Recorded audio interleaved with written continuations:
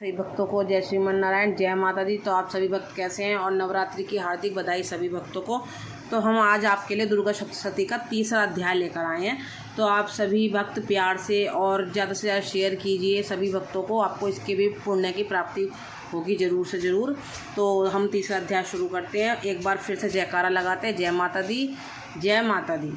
महेशी मेघा ने कहा, महिषासुर की सेना नष्ट होती देखकर उस सेना का सेनापति त्रिशूल क्रोध में भर देवी के साथ युद्ध करने के लिए आगे बढ़ा। वह देवी पर इस प्रकार बाणों की वर्षा करने लगा जैसे सुमेरु पर्वत पर पानी की धार बरसा रहा हो। इस प्रकार देवी ने अपने बाणों से उसके बाणों को काट डाला तथा उसके घोड़े व सारथी को मार दिया। साथ ही उसके धनुष और उसकी अत्यंत ऊंची ध्वजा को भी काट कर नीचे गिरा दिया। उसका धनुष कट जाने के पश्चात उसके शरीर के अंगों को भी अपने बाणों से बीन दिया। धनुष, घोड़ों और सारथी के नष्ट हो जाने पर वह असुर ढाल और तलवार लेकर देवी की तरफ आया। उसने अपनी तीक्ष्ण धार वाली तलवार से भी देवी की सिंह के मस्तक पर प्रहार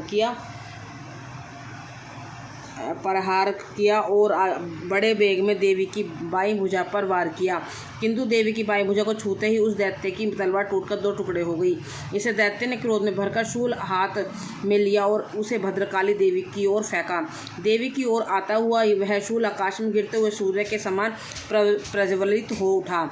उस शूल को अपनी ओर आते देखकर देवी ने वह शूल छोड़ा और वह महाअसुर के शूल के 100 टुकड़े कर दिए और साथ ही महासुर के प्राण भी हर लिए। त्रिशूल के मरने पर देवताओं को दुख देने वाली चामर नामक दैत्य हाथी पर सवार होकर देवी से लड़ने के लिए आया और उसने आने के साथ ही शक्ति से प्रहार किया, किंतु देवी ने अपनी हुंकार से ही उसे तोड़कर पृथ्वी पर डाल दिया। शक्ति को टूटा हुआ देखकर दैत्य ने क्रोध में लाल होकर त्रिशूल को चलाया, किंतु देवी ने उसको भी काट दिया। इतने में देवी का सिंह उछलकर हाथी के मस्तक पर सवार हो गया और दैत्य के साथ बहुत ही तीव्र युद्ध करने लगा। फिर वह दोनों लड़ते हुए हाथी पर से पृथ्वी पर आ गिरे और दोनों बड़े क्रोध से लड़ने लगे।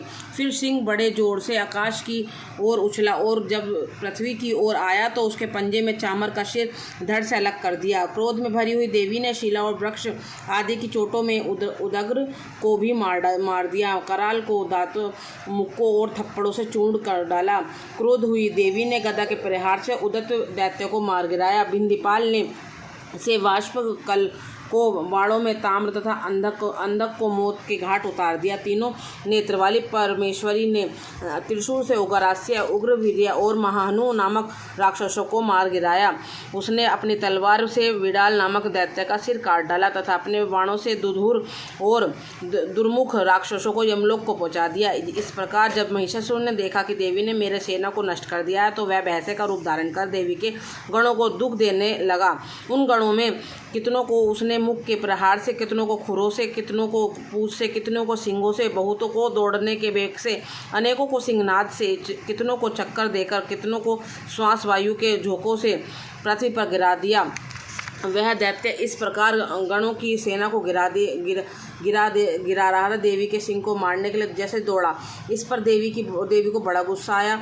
उधर दैत्य भी क्रोध में भरकर धरती को खुरों से खोदने लगा तथा सिंगों से पर्वत को उखाड़ दो कर धरती पर फेंकने लगा और मुख से शब्द करने लगा। महिषासुर के वेग से चक्कर देने के कारण पृथ्वी क्षुब्ध होकर फटने लगी। उसकी पूंछ से टकराकर समुद्र और चारों फैलने लगा। हिलते हुए सिंगों के आघात से मेघ खंड खंड हो गए और श्वास से आकाश में उड़ते हुए पर्वत फटने लगे। इस तरह क्रोध में भरे हुए राक्षस को देख चंडिका को भी क्रोध आ गया और वह उसके मारने के लिए क्रोध में भर गई। देवी ने पाश फेंककर दैत्य को बांध लिया और उसने बंध जाने पर दैत्य को रूप त्याग दिया और सिंह का रूप बना लिया और जो ही देवी उसका सिर काटने के लिए तैयार हुई उसने पुरुष का रूप धारण बना लिया, जो कि हाथ में तलवार लिए हुए था। देवी से तुरंत ही अपने बाणों के साथ उस पुरुष को उसकी तलवार ढाल सहित बीन डाला। इसके पश्चात वह के रूप में दिखाई देने लगा और अपनी लंबी सूंड से देवी के सिंग को खींचने लगा और गर्जने लगा।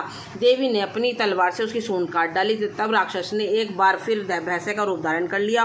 पहले की तरह चराचर जीवों सहित समस्त लोगों की व्याकुल करने लगा। इसके पश्चात क्रोध में भरी हुई देवी ने बारंबार उत्तम मधु का पान करने लगी और लाल लाल नेत्रों से करके हंसने लगी और उधर बल वीर्य तथा मद से क्रुद्ध हुआ दैत्य भी गरजने लगा। अपने सिंगों से देवी पर पर्वतों को फेंकने लगा।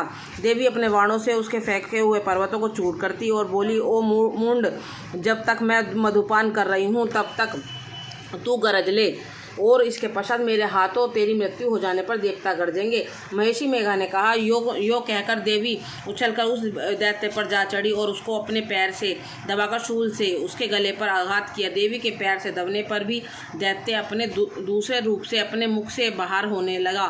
अभी वह आधा ही बाहर निकला था कि देवी ने अपने प्रभाव से उसे रोक दिया। जब वह आधा निकला हुआ कि दैत्य युद्ध करने लगा तो देवी ने अपनी तलवार से उसका सर काट दिया। इसके पश्चात सारी राक्षस सेना हाहाकार करती हुई वहां से भाग खड़ी हुई और सब देवता अत्यंत प्रसन्न हुए तथा ऋषियों महर्षियों सहित देवी की प्रस्तुति करने लगे। गंधर्वराज गान करने तथा अप्सराएं नृत्य करने लगी। बोलो जय माता दी, जय श्रीमन नारायण। तो आप सभी के आगे ये तीसरा अध्याय था माँ दुर्गा सप्तशती का। तो आप सभी भक्त ज़्यादा से ज़्यादा शेयर कीजिएगा, ज़्यादा से ज़्यादा लाइक कीजिए वीडियो को और सब्सक्राइब करना चैनल को बिल्कुल मत भूलिए। चैनल का नाम आप लोग जानते ही हैं, राधे मेरी स्वामिनी। तो आप सभी भक्तों को जय श्रीमन नारायण, जय श्री राधे। और ये ज़रूर बताइए कि हमारी राधा रानी आज कैसी लग रही हैं और कृष्णा जी भी।